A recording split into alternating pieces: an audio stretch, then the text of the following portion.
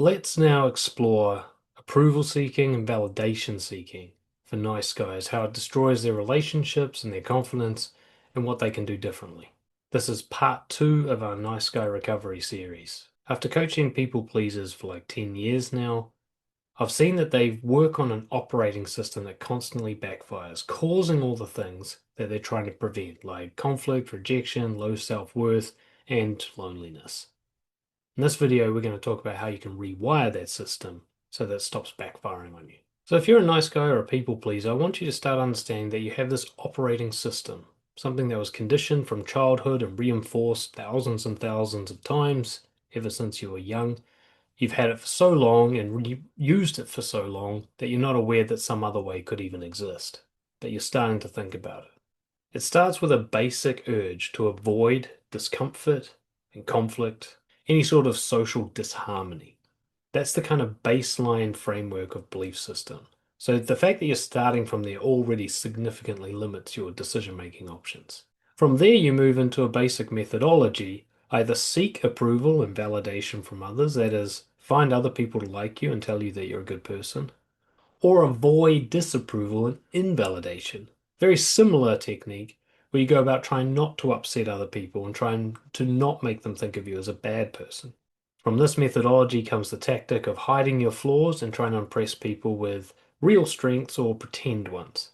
So you carefully try to figure out what it is that people always like, what kind of traits that people always respond pleasantly to, and so you show those traits whether they're real or not. This leads you to constantly perform. You're basically always trying to manage everyone else's feelings with a kind of role that you're playing in their life, trying to perform and give them what they want, give them the show that they enjoy the most.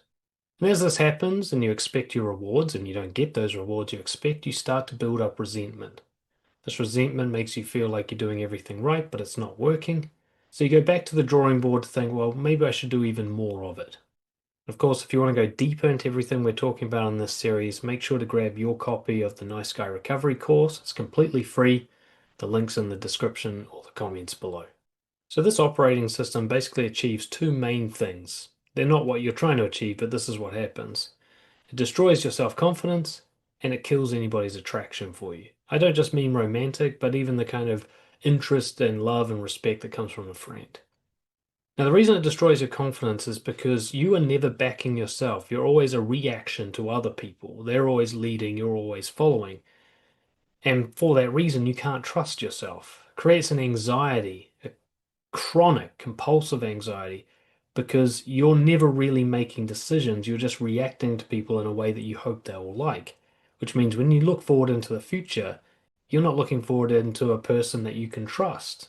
You're not seeing a person in the future who's going to handle things very well because you know that person needs somebody else to lead them. You're just doubting yourself all the time because you act as somebody who can't be trusted. Of course, people can feel this neediness, and only the most damaged people are going to find it attractive. Everybody else can feel that desperation in you, that you're trying to get their approval. Even when you think you're playing cool, calm, and collected. I was pretty good at acting. I was like the funny, nonchalant guy, a bit like Chandler Bing from Friends. And now it's kind of amazing to me that I thought that other people didn't see that it was an act. Like, no one is that cool with everything. No one's that funny all the time. No one has that limited range of emotional experience. It was clear to others that I was avoiding conflict and trying to be liked. It just wasn't clear to me that it was clear to them. And they liked being around me. I was pleasant to be around. I was fun, all that kind of stuff, but not someone you'd want to get deep and intimate with.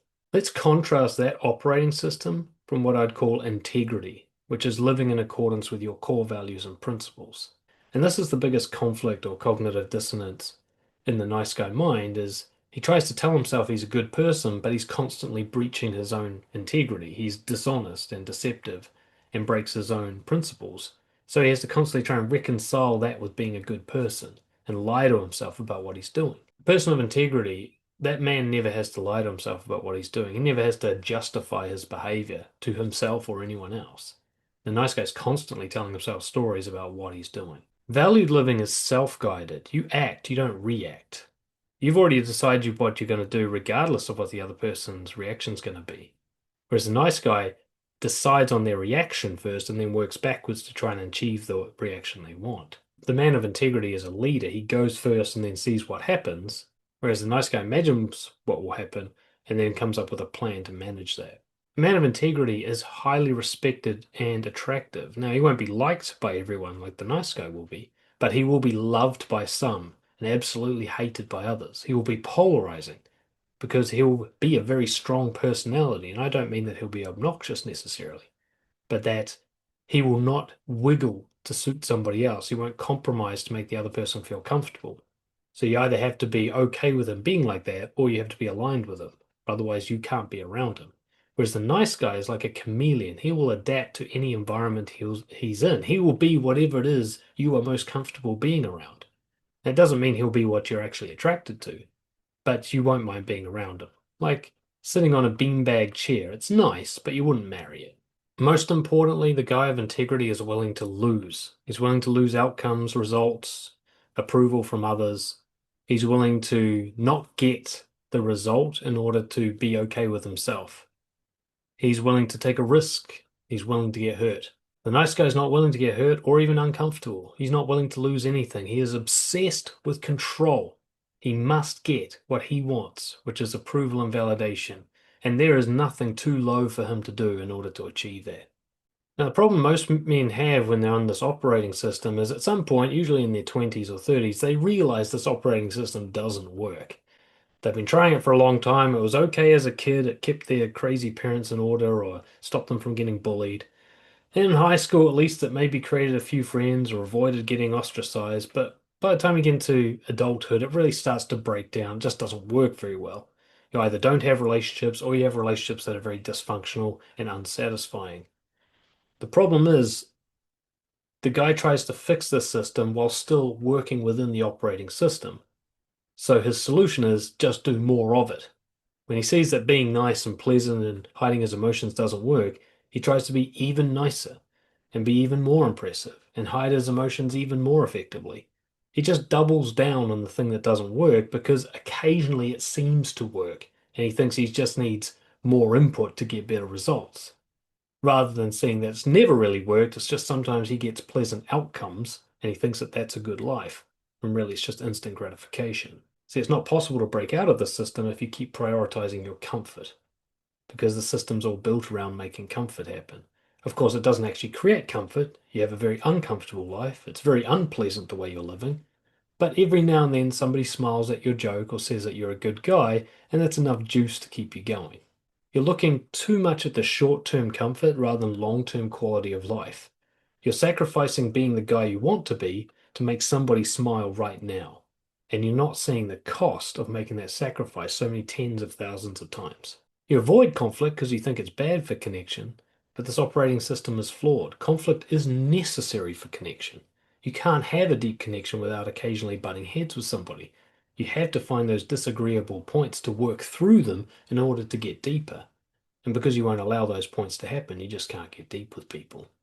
You bowing down all the time doesn't make them like you more.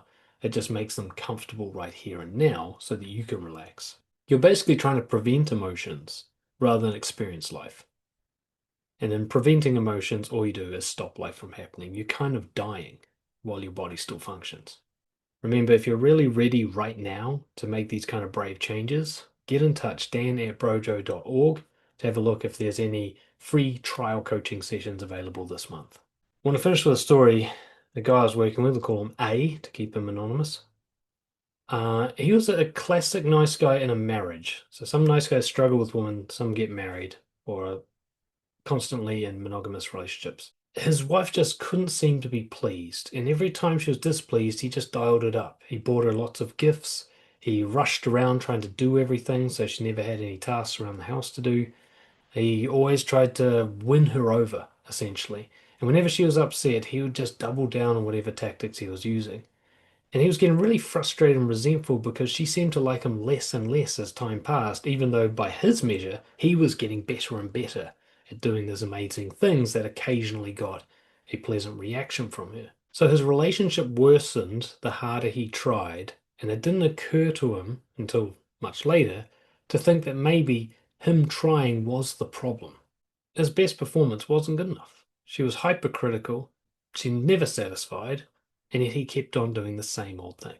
His breakthrough came from realizing that he just wasn't being authentic. That all the stuff he was trying to do, it wasn't what he really wanted to do. It's just he wanted her to be happy. But the stuff was not something he would have done unless it made her happy. Once he realized that he was doing this just to make her happy, that his whole existence centered around her emotional state, he came to the truth, which is he didn't even know what he wanted. He just knew that this wasn't it. So he made the switch.